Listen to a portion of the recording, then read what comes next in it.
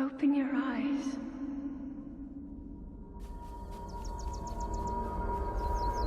Open your eyes.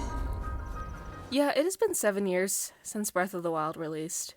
I played that in 2019, my freshman year of high school, which honestly feels like a lifetime ago. But yeah, it's been 7 years.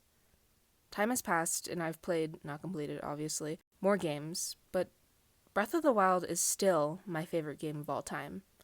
I haven't replayed it since then, but the place that this game holds in my heart is something so special. The thing is, usually, my experience with games is that they serve their purpose, and after some time they fade. I remember that they made an impact, but I don't remember how it felt to be there. Breath of the Wild is different. Let's try and remember something together real quick.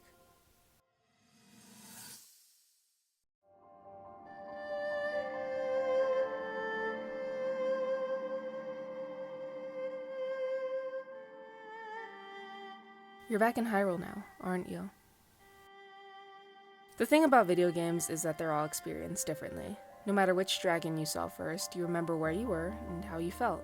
For me, it was quiet. I was riding horseback across a bridge. I looked up and saw a massive electric dragon. Expecting a fight because everything tried to kill you in that game, I was shocked when all it did was fly above me.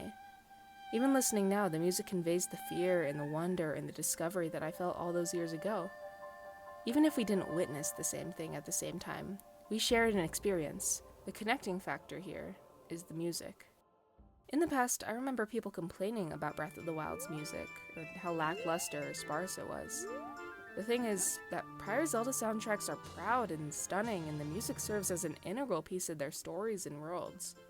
Its reputation brings out high expectations, and I'm sure that it was jarring with the trailer sounding like this.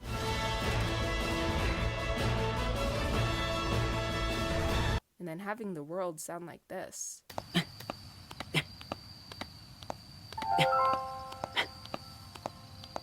It's different, and this could be argued as a flaw. I'm making this video because I want to talk about how much I love the music, and how I think that's why I still love the game to this day. Unlike prior games, what makes the music special in this Hyrule is how you have to look for it, or in our dragon's case, discover it. When wandering the world, you aren't accompanied by any other noise. Sometimes a cadence of piano notes will drift by, but like the game's namesake, it's just a breath. This world has experienced a great loss, and that feeling is what makes the music itself so special. While I can't actively recall everything I did in Breath of the Wild, I remember how safe I felt when I heard this.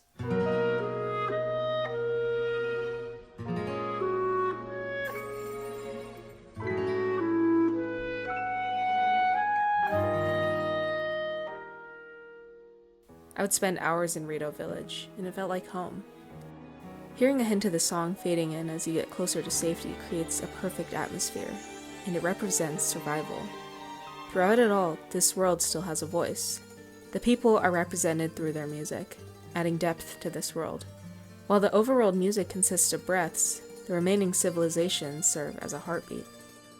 Each civilization has its own voice, and who better to represent them than the champions? I love the champion themes. They're truthfully why I wrote this script. I can proudly say that I remember these characters so well because of their themes. Initially, I remember not even noticing them at all. I'd watch the cutscenes intently, but frankly the music was so subtle that I didn't even register them. But because I'm a piano nerd, I would search up covers of Zelda music, and this is how the champions themes came to my attention. From there, I would just replay the cutscenes just to appreciate the music of the champions, how each track was stunningly representative of their characters. While each theme represented the music styles of the places that they came from, there would be subtle references that made them individuals. Mipha's theme is soft and caring, yet it was riddled with the tragedy of unspoken love. Revali was regal and proud, yet its use of gentle instruments hinted at the facade of his confident character. Urbosa's theme is unwavering and grounded. It's comforting in a sense, yet it holds back a ferocity that only she possessed. Daruk's theme is strong, hopeful, and free. The intro opens with power, followed by a gentle grace. While he is from a place called Death Mountain, his theme feels like you've conquered it.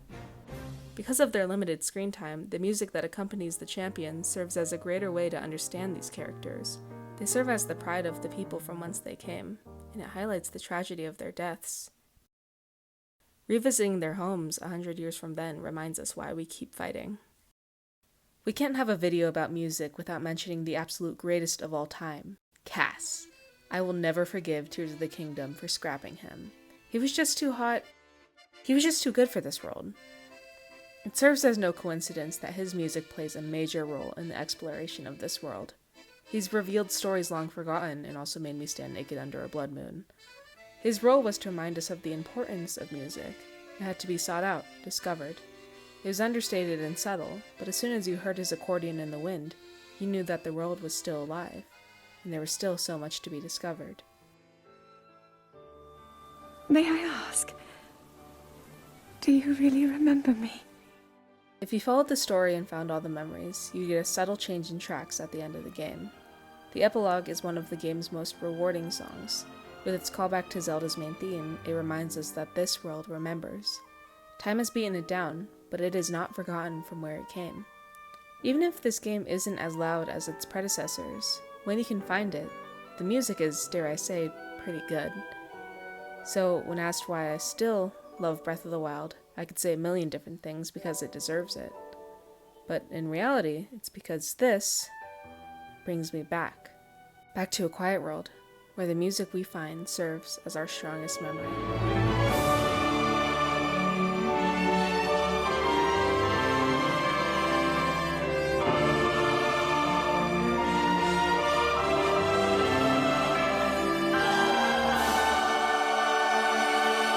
So please go listen to the soundtrack, thank you.